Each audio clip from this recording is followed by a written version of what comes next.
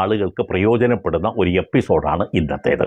പൂർണ്ണമായും കാണണേ. കാരണം നിങ്ങൾക്കോ മറ്റുള്ളവർക്കോ ഇത് പ്രയോജനപ്പെടും. കാരണം നിങ്ങൾ കേട്ട് മറ്റുള്ളവർക്ക് പറഞ്ഞു കൊടുത്താൽ അത് അവർക്ക് പ്രയോജനപ്പെടും. അല്ലെങ്കിൽ നിങ്ങൾ ഷെയർ ചെയ്ത് നിങ്ങളുടെ വാട്സാപ്പ് ഗ്രൂപ്പിലോ മറ്റോ ഷെയർ ചെയ്താൽ മറ്റുള്ളവർ അറിയും, അവർക്ക് പ്രയോജനപ്പെടും.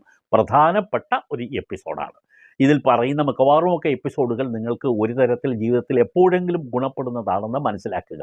ഒരു പക്ഷേ ഇപ്പോൾ പ്രയോജനപ്പെട്ടില്ലെങ്കിലും പിന്നീടൊരിക്കൽ ഇത് പ്രയോജനപ്പെടും. അതുകൊണ്ട് കാണുന്നത് കൊണ്ട് ഒരു 5-6 മിനിറ്റ് കൊണ്ട് ഇത് നിങ്ങൾക്ക് കണ്ടു തീരാം. പക്ഷേ അത് നിങ്ങൾക്ക് ജീവിതകാലം മുഴുവൻ കിട്ടുന്ന ഒരു വിവരമായിരിക്കും. ഇന്ന് പറയുന്നത് മുദ്രപത്രത്തിനെ കുറിച്ചാണ്. പല ആളുകൾക്കും ഉള്ളൊരു സംശയമുണ്ട്.